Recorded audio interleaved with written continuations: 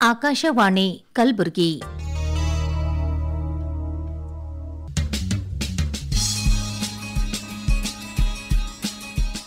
ಹೊಸ ಓದು ಪುಸ್ತಕ ಪರಿಚಯದ ಸಾಪ್ತಾಹಿಕ ಕಾರ್ಯಕ್ರಮ.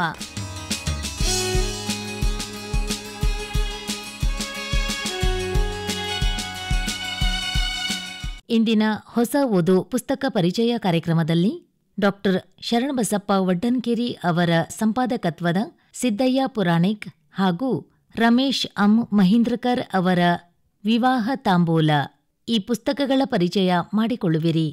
ಪುಸ್ತಕಗಳನ್ನು ಪರಿಚಯಿಸುತ್ತಾರೆ ಸಂಜೀವ್ ಸಿರ್ನೂರ್ಕರ್. ಸಿದ್ದಯ್ಯ ಪುರಾಣಿಕ್ ಈ ಕೃತಿಯನ್ನು ಸಂಪಾದಿಸಿದವರು ಡಾಕ್ಟರ್ ಶರಣಬಸಪ್ಪ ವಡ್ಡನಕೇರಿ. ಈ ಕೃತಿಯ ಪ್ರಕಾಶಕರು ಶ್ರೀ ಸಿದ್ಧಲಿಂಗೇಶ್ವರ ಪ್ರಕಾಶನ ಕಲಬುರಗಿ. 2023ರಲ್ಲಿ ಪ್ರಥಮ ಮುದ್ರಣವನ್ನು ಕಂಡಿದೆ. ಪುಸ್ತಕದ ಅಳತೆ 18 ಡೆಮ್ಮಿ, ಉಪಯೋಗಿಸಿದ ಕಾಗದ 70 GSM ಮ್ಯಾಪ್ಲಿತು. ಒಟ್ಟು 200 ಪುಟಗಳಿದ್ದು ₹200 ಬೆಲೆಯನ್ನು ಹೊಂದಿದೆ. ಡಾಕ್ಟರ್ ಸಿದ್ದಯ್ಯ ಪುರಾಣಿಕ್ ಅವರು ಕಲ್ಯಾಣ ಕರ್ನಾಟಕ ಭಾಗದ ಅಪರೂಪದ ವ್ಯಕ್ತಿತ್ವ. ಸಾಹಿತಿ, ಚಿಂತಕ, ಅಧಿಕಾರಿ, ಆಡಳಿತಗಾರ ಹೀಗೆ ಅನೇಕ ಮುಖಗಳ ಅಪರೂಪದ ವ್ಯಕ್ತಿತ್ವದಿಂದ ಪುರಾಣಿಕರು ಮಹತ್ತರ ಕೊಡುಗೆಯನ್ನು ನೀಡಿದ್ದಾರೆ. ಸುಮಾರು 35ಕ್ಕೂ ಹೆಚ್ಚು ಕೃತಿಗಳನ್ನು ಡಾಕ್ಟರ್ ಪುರಾಣಿಕ್ ಅವರು ರಚಿಸಿದ್ದಾರೆ. ಅವರ ಸಾಹಿತ್ಯದ ಮೂಲಮಂತ್ರ ಕಲೆಗಾರ, ವಿಜ್ಞಾನಿ, ವ್ಯಾಪಾರಿ ಏನಾದರೂ ಸರಿಯೇ, ಮೊದಲು ಮಾನವನಾಗು ಎಂಬುದಾಗಿದೆ. ಕಲಬುರಗಿಯಲ್ಲಿ ನಡೆದ 58ನೇ ಅಖಿಲ ಭಾರತ ಸಾಹಿತ್ಯ ಸಮ್ಮೇಳನದ ಸರ್ವಾಧ್ಯಕ್ಷತೆಯ ಗೌರವ ಹಾಗೂ ಕರ್ನಾಟಕ ವಿಶ್ವವಿದ್ಯಾಲಯ ಧಾರವಾಡದಿಂದ ಗೌರವ ಡಾಕ್ಟರೇಟ್ಗೆ ಸಿದ್ದಯ್ಯ ಪುರಾಣಿಕರವರು ಭಾಜನರಾಗಿದ್ದಾರೆ. ಕೊಡಗು ಜಿಲ್ಲೆಯ ಜಿಲ್ಲಾಧಿಕಾರಿಯಾಗಿ, ಲೇಬರ್ ಕಮಿಷನರ್ ಆಗಿ ಪುರಾಣಿಕರ ಲೋಕ ಕಲ್ಯಾಣದ ಕಾರ್ಯಗಳು ಸ್ಮರಣೀಯವಾಗಿವೆ. ಇಂತಹ ಮಹತ್ವಪೂರ್ಣ ವ್ಯಕ್ತಿತ್ವ ಹೊಂದಿದ ಡಾಕ್ಟರ್ ಪುರಾಣಿಕರನ್ನು ಕುರಿತು ಅಚ್ಚುಕಟ್ಟಾದ ವಾಚಿಕೆ ಹೊರತಂದಿರುವುದು ಸ್ತುತ್ಯರ್ಹವೇ ಸರಿ. ಒಬ್ಬ ಲೇಖಕನ ಸಮಗ್ರ ಸಾಹಿತ್ಯವನ್ನು ಆಮೂಲಾಗ್ರವಾಗಿ ಹಾಗೂ ಕೂಲಂಕಷವಾಗಿ ಅಧ್ಯಯನ ಮಾಡಿ ಆಯ್ದ ಪ್ರಮುಖ ಭಾಗಗಳನ್ನು ಒಂದೆಡೆ ಕ್ರೋಢೀಕರಿಸಿ ಸಂಪಾದಿಸಿ ಸಹೃದಯ ಓದುಗನಿಗೆ ಸಮರ್ಪಿಸುವುದೇ ವಾಚಿಕೆ. ಇದನ್ನು ಇಂಗ್ಲಿಷ್ನಲ್ಲಿ ರೀಡರ್ ಅಂತ ಕೂಡ ಕರೆಯುತ್ತಾರೆ. ಈ ವಾಚಿಕೆಯಿಂದ ಓದುಗ ಸಾಹಿತಿಯ ಸಮಗ್ರ ಕೃತಿಗಳ ಪಕ್ಷಿನೋಟ ಪಡೆಯುತ್ತಾನೆ ಹಾಗೂ ಇನ್ನೂ ಹೆಚ್ಚಿನ ಓದಿಗೆ ಅದು ಪ್ರೇರೇಪಿಸುತ್ತದೆ. ಈ ಮಾದರಿಯಲ್ಲಿ ಪ್ರಕಟವಾಗಿದ್ದೇ ಕಲ್ಯಾಣ ಕರ್ನಾಟಕದ ಪ್ರಖ್ಯಾತ ಸಾಹಿತಿ, ಕವಿ, ಚಿಂತಕ ಶ್ರೀ ಸಿದ್ದಯ್ಯ ಪುರಾಣಿಕ್ ಅವರ ಸಾಹಿತ್ಯದ ವಾಚಿಕೆ. ಈ ವಾಚಿಕೆಯ ಸಂಪಾದಕರಾದ ಡಾಕ್ಟರ್ ಶರಣಬಸಪ್ಪ ವಡ್ಡನಕೇರಿಯವರು ತುಂಬ ಅಚ್ಚುಕಟ್ಟಾಗಿ ಇದನ್ನು ಸಂಪಾದಿಸಿದ್ದಾರೆ. ಸಂಪಾದಕರಾದ ಡಾಕ್ಟರ್ ಶರಣಬಸಪ್ಪ ವಡ್ಡನಕೇರಿಯವರು ಶ್ರೀ ಸಿದ್ದಯ್ಯ ಪುರಾಣಿಕರ ಸಮಗ್ರ ಸಾಹಿತ್ಯವನ್ನು ಅಧ್ಯಯನ ಮಾಡಿ ಅವರ ಆಯ್ದ ಪ್ರಮುಖವಾದ ಭಾಗಗಳನ್ನು ವಾಚಿಕೆಯಲ್ಲಿ ನೀಡಿದ್ದಾರೆ. ಈ ವಾಚಿಕೆಯಲ್ಲಿ ಶ್ರೀ ಪುರಾಣಿಕರ ಸಾಹಿತ್ಯವನ್ನು ಒಟ್ಟು 6 ಭಾಗಗಳಲ್ಲಿ ವಿಂಗಡಿಸಲಾಗಿದೆ.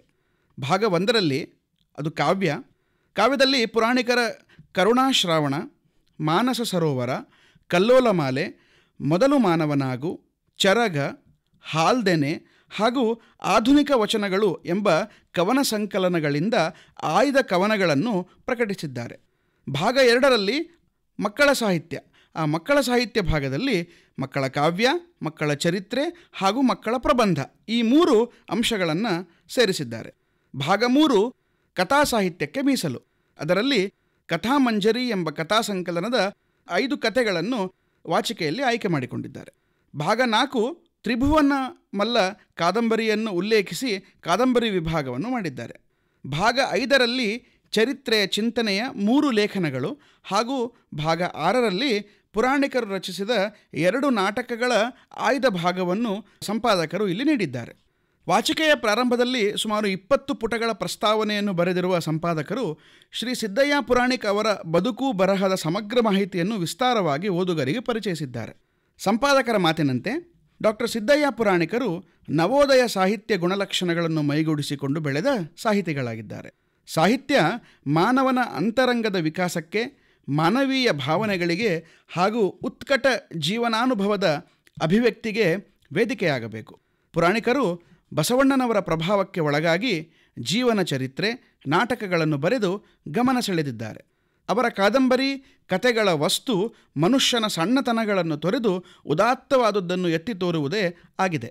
ಪುರಾಣಿಕರ ಕಾವ್ಯ ಕುವೆಂಪು, ಬೇಂದ್ರೆ, ಮಾಸ್ತಿ ಹಾಗೂ ನವೋದಯ ಕಾಲಘಟ್ಟದ ಹಲವು ಸಾಹಿತಿಗಳ ಪ್ರಭಾವದಿಂದ ಪರಿಪುಷ್ಟಿಗೊಂಡು ಬೆಳೆದಿದೆ. ಮುಂದುವರೆದು ಸಂಪಾದಕರು ಪುರಾಣಿಕರ ಕುರಿತು ಹೀಗೆ ಅಭಿಪ್ರಾಯಪಡುತ್ತಾರೆ. ಕುವೆಂಪು, ಬೇಂದ್ರೆಯಂತೆ ಪುರಾಣಿಕರು ಸೃಷ್ಟಿಯ ಸೊಬಗಿನ ಕವಿತೆಗಳನ್ನು ಬರೆದಿದ್ದಾರೆ. ಅವರ ಸಾರುತ್ತಿದೆ ಸೃಷ್ಟಿ ಕವಿತೆಯಲ್ಲಿ ಹಣ್ಣಿನಲ್ಲಿ ಬೆಣ್ಣೆಯಲ್ಲಿ ಕೆನೆಮೊಸರು, ಹಾಲಿನಲ್ಲಿ ಕಂದದಲ್ಲಿ ಜೇನಿನಲ್ಲಿ ರಸಗಬ್ಬು, ಬಾಳೆಯಲ್ಲಿ ಎಳೆನೀರು ಹೊಳಿನೀರು ಹಾಲ್ದೆನೆಯ ಕಾಳಿನಲ್ಲಿ. ಸಾರುತ್ತಿದೆ ಸೃಷ್ಟಿ ಸವಿಯಾಗು ಸವಿಯಾಗು ಎಂದಿರುವುದು ಪುರಾಣಿಕರ ದೃಷ್ಟಿಕೋನ ಎಂಥದ್ದು ಎಂಬುದನ್ನು ಎತ್ತಿ ತೋರಿಸುತ್ತದೆ.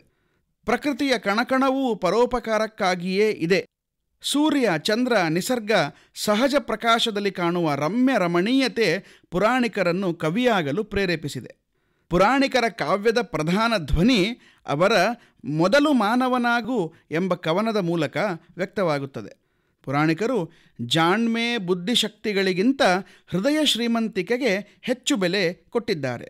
ಮೊದಲು ಮಾನವನಾಗು ಸಂಕಲನದ ಕವಿತೆಗಳಲ್ಲಿ ಮನುಷ್ಯ ಸ್ವಭಾವ, ಬಸವ ಭಕ್ತಿ ಹಾಗೂ ವಿದ್ವಾಂಸರ ಮನವನ್ನು ಇಂದಿಗೂ ಕಲುಕುತ್ತಿರುವ ಮೊದಲು ಮಾನವನಾಗು ಕವಿತೆಯ ಚಿಂತನೆಗಳು ಪುರಾಣಿಕರ ಕಾವ್ಯ ಏಕೆ ಶ್ರೇಷ್ಠ ಎಂಬುದಕ್ಕೆ ಉತ್ತರ ಒದಗಿಸುತ್ತವೆ. ಡಾಕ್ಟರ್ ಸಿದ್ದಯ್ಯ ಪುರಾಣಿಕರ ವಚನೋದ್ಯಾನ ಆಧುನಿಕ ವಚನಕಾರರ ವಚನಗಳಲ್ಲಿ ಎದ್ದು ಕಾಣುವಂಥದ್ದು ಹಲವು ವಿಮರ್ಶಕರ, ಚಿಂತಕರ ಗಮನ ಸೆಳೆದಿದೆ. S V Ranganna, Jachani, S V Parameshwara Bhatta, Joladarashi Doddanagouda, Jeerigikatti Basavappa ಮೊದಲಾದ ಆಧುನಿಕ ವಚನಕಾರರು ತಮ್ಮ ಸಾಮಾಜಿಕ ವಿಡಂಬನೆ, ಲೋಕ ಕಾಳಜಿಯ ವಚನಗಳಿಂದ ಗಮನ ಸೆಳೆದುಕೊಂಡಂತೆ ಪುರಾಣಿಕರು ಆಧುನಿಕ ವಚನಗಳ ಮೂಲಕ ತಮ್ಮದೇ ಆದ ಅಸ್ಮಿತೆಯ ಛಾಪನ್ನು ಮೂಡಿಸಿದ್ದಾರೆ. ಡಾಕ್ಟರ್ ಸಿದ್ದಯ್ಯ ಪುರಾಣಿಕರ ಸಣ್ಣ ಕಥೆಗಳು ಗಾತ್ರದಲ್ಲಿ ಚಿಕ್ಕವಾದರೂ ಪರಿಣಾಮದಲ್ಲಿ ಪ್ರಭಾವಿತವಾಗಿವೆ ಎಂದು ಹೇಳಬಹುದು. ವಾಚಿಕೆಯ ಸಂಪಾದಕರು ಅಭಿಪ್ರಾಯಪಡುತ್ತಾರೆ, ಪುರಾಣಿಕರು ಕಥೆಗಳ ಮೂಲಕ ಮನಸ್ಸಿನ ಮೇಲೆ ಪರಿಣಾಮ ಬೀರುವ ರೀತಿ ಪೌರಾಣಿಕ, ಸಾಮಾಜಿಕ, ನೀತಿಯುಕ್ತ ಕಥೆಗಳ ಮೂಲಕ ಜನರಲ್ಲಿ ಸಮಷ್ಟಿ ಹಿತಕ್ಕಾಗಿ ಕೆಲಸ ಮಾಡಲು ಪ್ರೇರೇಪಿಸುವ ರೀತಿ ಕಥೆಗಳ ಸಾರ್ಥಕತೆ ಎಲ್ಲಿದೆ ಎಂಬುದಕ್ಕೆ ನಿದರ್ಶನ ಒದಗಿಸುತ್ತದೆ. ಸಿದ್ದಯ್ಯ ಪುರಾಣಿಕರ ಮಕ್ಕಳ ಸಾಹಿತ್ಯ ಅದು ಕೂಡ ಬಹಳ ವಿಶೇಷವಾಗಿದ್ದು, ಮಕ್ಕಳ ಬಗ್ಗೆ ಕಥೆಗಳು, ಕವನ ಸಂಕಲನಗಳು ಪ್ರಕಟಗೊಂಡಿವೆ. ಸಿದ್ದಯ್ಯ ಪುರಾಣಿಕರ ಆಧುನಿಕ ವಚನಗಳ ಬಗ್ಗೆ ಈಗಾಗಲೇ ಹೇಳಿದ್ದಾಗಿದೆ. ಅದರಲ್ಲಿ ಅವರು ನಾನು ಹುಟ್ಟುವ ಮುನ್ನ ನೀನು ಹೇಗಿದ್ದೆಯಯ್ಯ, ಶಬ್ದ ಹುಟ್ಟಿದ ಮುನ್ನಿನ ಅರ್ಥದಂತೆ, ವಾದ್ಯ ಹುಟ್ಟಿದ ಮುನ್ನಿನ ನಾದದಂತೆ, ಕುಂಚ ಹುಟ್ಟದ ಮುನ್ನಿನ ಚಿತ್ರದಂತೆ, ಉಳಿ ಹುಟ್ಟದ ಮುನ್ನಿನ ಶಿಲ್ಪದಂತೆ, ದೇಹ ಹುಟ್ಟದ ಮುನ್ನಿನ ಪ್ರಾಣದಂತೆ ಇದ್ದೆಯಯ್ಯ, ಸ್ವತಂತ್ರ ಧೀರ ಸಿದ್ದೇಶ್ವರ, ನಾನು ಹುಟ್ಟಿದ ಮೇಲೆ ತಾನೇ ಅರ್ಥಕ್ಕೆ ಶಬ್ದ, ನಾದಕ್ಕೆ ವಾದ್ಯ, ಚಿತ್ರಕ್ಕೆ ಕುಂಚ, ಶಿಲ್ಪಕ್ಕೆ ಉಳಿ, ನಿನಗೆ ಭಕ್ತಿ ದೊರೆತುದು. ಈ ರೀತಿ ವಿಭಿನ್ನವಾಗಿ ಕವನಗಳನ್ನು ಅವರು ರಚನೆ ಮಾಡಿದ್ದಾರೆ. ಇನ್ನು ಸಿದ್ದಯ್ಯ ಪುರಾಣಿಕರ ಲೋಕದೃಷ್ಟಿ ಎಷ್ಟು ಅದ್ಭುತವಾಗಿತ್ತು ಅಂತಂದರೆ ಅವರ ಕಾದಂಬರಿಯಲ್ಲಿ ಅದು ಗೊತ್ತಾಗುತ್ತದೆ. ತ್ರಿಭುವನವಲ್ಲ ಎನ್ನುವಂಥ ಒಂದು ಐತಿಹಾಸಿಕ ಕಾದಂಬರಿಯನ್ನು ಅವರು ರಚಿಸಿದ್ದಾರೆ. ಅದರಲ್ಲಿ ಅವರು ಸುಮಾರು ವಿಷಯಗಳ ಅಂದರೆ ಆ ಕಾಲದ ಸಾಮಾಜಿಕ ಸ್ಥಿತಿಗತಿಗಳನ್ನು ಆ ಕಾದಂಬರಿಯಲ್ಲಿ ಬಹಳ ಸೂಕ್ಷ್ಮವಾಗಿ ವಿವರಿಸಿದ್ದಾರೆ. ಒಟ್ಟಾರೆ ಚರಿತ್ರೆ ಹಾಗೂ ಚಿಂತನೆ ಈ ವಿಷಯಗಳ ಕುರಿತು ಸಿದ್ದಯ್ಯ ಪುರಾಣಿಕರ ಸೂಕ್ಷ್ಮ ದೃಷ್ಟಿ ಬಹಳ ಸುಂದರವಾಗಿದೆ. ಅವರು ಹೇಳ್ತಾರೆ, ಒಳಗೆ ಭಕ್ತಿಯ ಗುಟ್ಟು, ಹೊರಗೆ ಜಾತಿಯ ಸೊಂಪು, ಒಳಗೆ ಮುಕ್ತಿಯ ನುಣ್ಪ, ಹೊರಗೆ ಜನ್ಮದ ಪೆಂಪು, ತಿಲದ ತೈಲದ ತೆರೆದ ಕಾಷ್ಟ ಅಗ್ನಿಯ ತೆರದೆ, ನೆಲದ ಮರೆಯೊಳಗೆ ತೋರುವ ನಿಧಾನದ ತೆರದೆ, ಪರಿಕರಿಯದಂತೊಳಗೆ ಲಿಗಾರ್ಡನದೊಳರಿಪ್ಪ, ಅರಿನಂತೆ ಹೊರಗೆ ಕುಲಧರ್ಮ ಕರ್ಮದೊಳರಿಪ್ಪ, ಆತನ ಶಿವಾರ್ಚನೆಯೇ ಭೂತೇಶ್ವರಂಗೆ ಕೌತುಕು ಉಳಿದವರ್ಗಳಲ್ಲ. ಈ ರೀತಿ ಅನೇಕ ವಿಷಯಗಳು ಅವರ ಚರಿತ್ರೆಯ ವಿಷಯದಲ್ಲಿ ಅವರು ದಾಖಲಿಸಿದ್ದಾರೆ. ನ್ಯಾಯ ನಿರ್ಣಯ ಅನ್ನುವಂಥ ನಾಟಕವು ಕೂಡ ಸಿದ್ದಯ್ಯ ಪುರಾಣಿಕರ ಕೃತಿ ಕುಂಚದಿಂದ ಹೊರಬಂದಿದೆ. ಒಟ್ಟಾರೆ ಡಾಕ್ಟರ್ ಸಿದ್ದಯ್ಯ ಪುರಾಣಿಕರು ರಾಷ್ಟ್ರಕವಿ ಕುವೆಂಪು ಅವರು ಅಚ್ಚರಿಯಿಂದ ಪ್ರಶಂಸಿಸಿದ ಹಾಗೆ ತಮ್ಮ ಕಾವ್ಯ, ವಚನ, ಕಾದಂಬರಿ ಶರಣರ ಜೀವನ ಸಂದೇಶಗಳನ್ನು ಕನ್ನಡಿಗರ ಮನಗೆಲ್ಲುವ ಹಾಗೆ ಬರೆದು ಜನಮೆಚ್ಚುಗೆ ಪಡೆದ ಸಾಹಿತಿಗಳಾಗಿದ್ದಾರೆ. ಕಲ್ಯಾಣ ಕರ್ನಾಟಕದ ಭಾಗದ ಸಾಹಿತ್ಯಾಸಕ್ತರಿಗೆ, ವಿಮರ್ಶಕರಿಗೆ ಹಾಗೂ ಸಹೃದಯ ಓದುಗರಿಗೆ ಡಾಕ್ಟರ್ ಸಿದ್ದಯ್ಯ ಪುರಾಣಿಕರ ಸಾಹಿತ್ಯ ಅದ್ಭುತವಾದ ಊಟವನ್ನು ಬಡಿಸುತ್ತದೆ. ಸಿದ್ದಯ್ಯ ಪುರಾಣಿಕರಂಥ ಸಾಹಿತಿಗಳನ್ನು ಓದುವುದು ಕಲ್ಯಾಣ ಕರ್ನಾಟಕ ಭಾಗದ ಯುವಕರ ಭಾಗ್ಯ ಅಂತ ಭಾವಿಸಬಹುದು. ವಿವಾಹ ತಾಂಬೂಲ ಈ ಕೃತಿಯನ್ನು ರಚಿಸಿದವರು ಶ್ರೀ ರಮೇಶ್ ಎಂ ಮಹೇಂದ್ರಕರ್ ಅವರು. ಈ ಕೃತಿಯ ಪ್ರಕಾಶಕರು ಪರಿಸರ ಸ್ವಾಸ್ಥ್ಯ ಚಿಂತನ ವೇದಿಕೆ ಕಲಬುರಗಿ. 2024ರಲ್ಲಿ ಪ್ರಥಮ ಮುದ್ರಣಗೊಂಡಿದೆ. 1/8 ಡೆಮ್ಮಿ ಪುಸ್ತಕದ ಅಳತೆ, 70 GSM ಕಾಗದವನ್ನು ಉಪಯೋಗಿಸಿದ್ದಾರೆ. ಒಟ್ಟು ಪುಟಗಳು 65, ಬೆಲೆ 50. ಭಾರತೀಯ ಸಂಸ್ಕೃತಿಯಲ್ಲಿ ವಿವಾಹ ಅತ್ಯಂತ ಮಹತ್ವದ ಸ್ಥಾನ ಪಡೆದಿದೆ. ಷೋಡಶ ಸಂಸ್ಕಾರಗಳಲ್ಲಿ ಒಂದಾದ ವಿವಾಹ ಸಂಸ್ಕಾರವು ಮನುಷ್ಯನ ಜೀವನಕ್ಕೆ ಹೊಸ ತಿರುವನ್ನು ನೀಡುತ್ತದೆ. ಧನ್ಯೋ ಗೃಹಸ್ಥಾಶ್ರಮ ಎಂದು ನಮ್ಮ ಹಿರಿಯರು ಹೇಳಿದಂತೆ ವಿವಾಹ ಸಂಸ್ಕಾರದಿಂದ ಮನುಷ್ಯ ಅನೇಕ ಧರ್ಮ ಕಾರ್ಯಗಳನ್ನು ಮಾಡಬಹುದು. ಪ್ರಸ್ತುತ ಕೃತಿ ಭಾರತೀಯ ವಿವಾಹದ ಕುರಿತು ಸಮಗ್ರವಾದ ಮಾಹಿತಿಯನ್ನು ನೀಡುತ್ತದೆ. ವಿವಾಹದ ಅವಶ್ಯಕತೆ, ವಿವಾಹ ಎಂದರೇನು, ವಿವಿಧ ರೀತಿಯ ವಿವಾಹಗಳು, ಹಿಂದೂ ವಿವಾಹದ ಗುರಿಗಳು, ಹಿಂದೂ ವಿವಾಹಕ್ಕೆ ಸಂಬಂಧಿಸಿದ ವಿಧಿಗಳು, ವಿವಾಹಕ್ಕೆ ಸಂಬಂಧಿಸಿದ ಪ್ರಕ್ರಿಯೆಗಳು ಇತ್ಯಾದಿಗಳ ಕುರಿತಂತೆ ಪ್ರತ್ಯೇಕ ಅಧ್ಯಾಯಗಳು ಈ ಕೃತಿಯಲ್ಲಿವೆ. ವಿವಾಹದ ಪ್ರಕಾರಗಳನ್ನು ಹೇಳುತ್ತಾ ಲೇಖಕರು ಒಟ್ಟು 8 ತರಹದ ವಿವಾಹಗಳಿವೆ ಎಂದು ವಿಂಗಡಿಸುತ್ತಾರೆ. ಅದರಲ್ಲಿ ಬ್ರಹ್ಮ ವಿವಾಹ, ದೈವ ವಿವಾಹ, ಆರ್ಷ ವಿವಾಹ, ಪ್ರಜಾಪತ್ಯ ವಿವಾಹ, ಗಂಧರ್ವ ವಿವಾಹ, ಕ್ಷತ್ರಿಯ ವಿವಾಹ, ರಾಕ್ಷಸ ವಿವಾಹ, ಹೀಗೆ ಅನೇಕ ರೀತಿಯ ವಿವಾಹಗಳ ಬಗ್ಗೆ ಹಾಗೂ ಅವುಗಳ ವಿವರಣೆಯನ್ನು ಈ ಕೃತಿಯಲ್ಲಿ ಅವರು ನೀಡಿದ್ದಾರೆ. ಅದೇ ರೀತಿ ಈ ಹಿಂದೂ ಧರ್ಮದ ವಿವಾಹದ ಗುರಿಗಳೇನು ಅನ್ನೋದನ್ನು ಅವರು ಹೇಳ್ತಾ ಆಶ್ರಮ ವ್ಯವಸ್ಥೆಯ ಬಗ್ಗೆ ಉಲ್ಲೇಖಿಸುತ್ತಾರೆ. ಜೊತೆಗೆ ಪುರುಷಾರ್ಥದ ಬಗ್ಗೆ ಉಲ್ಲೇಖಿಸುತ್ತಾರೆ. ಅಂದರೆ ವಿವಾಹದ ಗುರಿ ಧರ್ಮ, ಅರ್ಥ, ಕಾಮ, ಮೋಕ್ಷ ಈ 4ರ ಚೌಕಟ್ಟಿನಲ್ಲಿ ವಿವಾಹ ಇರಬೇಕು ಎನ್ನುವಂತಹ ಮಾತನ್ನು ಅವರು ಕೃತಿಯಲ್ಲಿ ಹೇಳ್ತಾರೆ. ಅದೇ ರೀತಿ ವಿವಾಹಕ್ಕೆ ಸಂಬಂಧಿಸಿದ ವಿಧಿಗಳು ಏನೇನು ವಿಧಿಗಳಿವೆ ಅನ್ನುವಂಥ ಮಾತನ್ನು ಅವರು ಹೇಳ್ತಾ ಮೊದಲು ವಾಗ್ದಾನ ಅನ್ನುವಂಥ ಒಂದು ಪ್ರಕ್ರಿಯೆ ಆಗುತ್ತೆ. ಅದಾದಮೇಲೆ ಹೋಮ ಹವನಗಳಾಗುತ್ತೆ.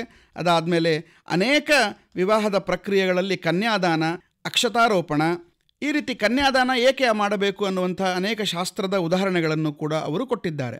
ಪಾಣಿಗ್ರಹಣ, ಮಾಂಗಲ್ಯ ಧಾರಣೆ, ಈ ರೀತಿ ವಿವಾಹದ ಅನೇಕ ಪ್ರಕ್ರಿಯೆಗಳನ್ನು ಕೂಡ ಅವರು ಹೇಳಿದ್ದಾರೆ. ಅದಾದಮೇಲೆ ಸಪ್ತಪದಿಯ ಮಂತ್ರಗಳನ್ನು ಅವರು ಈ ಕೃತಿಯಲ್ಲಿ ಉಲ್ಲೇಖಿಸುತ್ತಾರೆ. ಸಪ್ತಪದಿ 7 ಋಷಿಗಳಿಗೆ ಸಮರ್ಪಿಸುವಂತಹ ಒಂದು ವಿಧಾನ ಅನ್ನುವಂಥದ್ದನ್ನು ಕೂಡ ಅವರು ಹೇಳ್ತಾರೆ. ಅದಾದ ಮೇಲೆ ಮದುವೆಗೆ ಸಂಬಂಧಿಸಿದ ವಿಧಿಗಳ ಅಥವಾ ವಿವಾಹ ಪ್ರಕ್ರಿಯೆ ಒಂದು ಸರಣಿ ಯಾವ ರೀತಿ ಇರುತ್ತೆ ಅನ್ನೋದನ್ನು ಅವರು ಆಧುನಿಕ ದೃಷ್ಟಿಕೋನದಿಂದಲೂ ಕೂಡ ಅವರು ಕೊಟ್ಟಿದ್ದಾರೆ. ಇದರ ಜೊತೆಗೆ ಈ ಕೃತಿ ವಿವಾಹದ ನಂತರದ ಪ್ರಮುಖ ಸಂಪ್ರದಾಯಗಳೇನೇನಿವೆ, ವಿವಾಹದ ಕುರಿತು ಇವತ್ತಿನ ಚಿತ್ರಣ, ಸದ್ಯದ ಪರಿಸ್ಥಿತಿಯಲ್ಲಿ ವಿವಾಹ ಯಾವಾಗ ಮತ್ತು ಹೇಗೆ ಆಗುತ್ತಲಿದೆ, ಯಾವ ರೀತಿ ಬದಲಾವಣೆಗಳಾಗಿವೆ, ಇದೆಲ್ಲವನ್ನು ಕೂಡ ಹೇಳುತ್ತದೆ. ಜೊತೆಗೆ ವಿವಾಹ ವಿಚ್ಛೇದನಕ್ಕೆ ಪ್ರಮುಖ ಕಾರಣಗಳು, ಸತಿಪತಿಗಳ ಬಾಂಧವ್ಯ, ವಿವಾಹ ವಿಚ್ಛೇದನಗಳನ್ನು ತಡೆಯುವ ಅಲ್ಲಿ ಸಮಾಜದ ಕೊಡುಗೆ, ಇದೆಲ್ಲದರ ಕುರಿತು ತುಂಬ ವಿಶೇಷವಾಗಿ ಈ ಕೃತಿಯಲ್ಲಿ ಹೇಳಿದ್ದಾರೆ.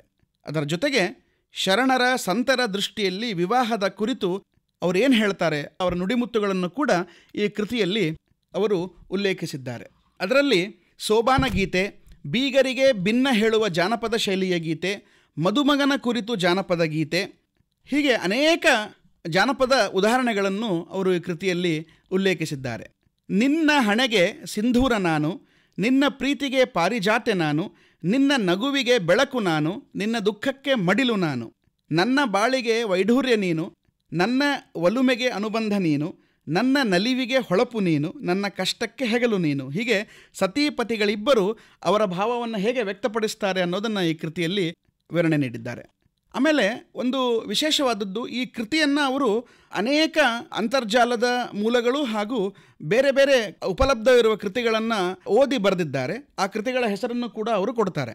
ವಿವಾಹ ಚಂದ್ರಿಕಾ, ಸಂಪೂರ್ಣ ವಿವಾಹ ವಿಧಿ, ವಿವಾಹ ಸಂಸ್ಕಾರ ಪದ್ಧತಿ, ಮದುವೆ ಒಂದು ಚಿಂತನೆ, ಹೀಗೆ ಅನೇಕ ಕೃತಿಗಳ ಉಲ್ಲೇಖವೂ ಕೂಡ ಇದರಲ್ಲಿದೆ. ಕೃತಿಯ ಲೇಖಕರಾದ ಶ್ರೀ ರಮೇಶ್ ಎಂ ಮಹೇಂದ್ರಕರ್ ಅವರು ಹಿಂದೂ ವಿವಾಹದ ಕುರಿತು ಉಪಲಬ್ಧವಿರುವ ಹಲವು ಪುಸ್ತಕಗಳನ್ನು ಹಾಗೂ ಅಂತರ್ಜಾಲದ ಅನೇಕ ಉಲ್ಲೇಖಗಳನ್ನು ಗಮನಿಸಿ ಈ ಕೃತಿಯನ್ನು ರಚಿಸಿದ್ದಾರೆ. ವಿವಾಹಕ್ಕೆ ಸಂಬಂಧಿಸಿದ ವಿಧಿ ವಿಧಾನಗಳು, ಕೆಲವು ಮಂತ್ರಗಳು ಇತ್ಯಾದಿಗಳನ್ನು ಅಚ್ಚುಕಟ್ಟಾಗಿ ಸಂಗ್ರಹಿಸಿದ್ದಾರೆ. ಇದು ಒಂದು ಸಂಗ್ರಹಯೋಗ್ಯ ಕೃತಿ. ಇದುವರೆಗೆ ಹೊಸ ಓದು ಪುಸ್ತಕ ಪರಿಚಯ ಕಾರ್ಯಕ್ರಮದಲ್ಲಿ ಡಾಕ್ಟರ್ ಶರಣಬಸಪ್ಪ ವಡ್ಡನ್ಕೇರಿ ಅವರ ಸಂಪಾದಕತ್ವದ ಸಿದ್ದಯ್ಯ ಪುರಾಣಿಕ್ ಹಾಗೂ ರಮೇಶ್ ಎಂ ಮಹೀಂದ್ರಕರ್ ಅವರ ವಿವಾಹ ತಾಂಬೂಲ ಈ ಪುಸ್ತಕಗಳ ಪರಿಚಯ ಮಾಡಿಕೊಂಡಿರಿ. ಪುಸ್ತಕಗಳನ್ನು ಪರಿಚಯಿಸಿದವರು ಸಂಜೀವ್ ಸಿರ್ನೂರ್ಕರ್.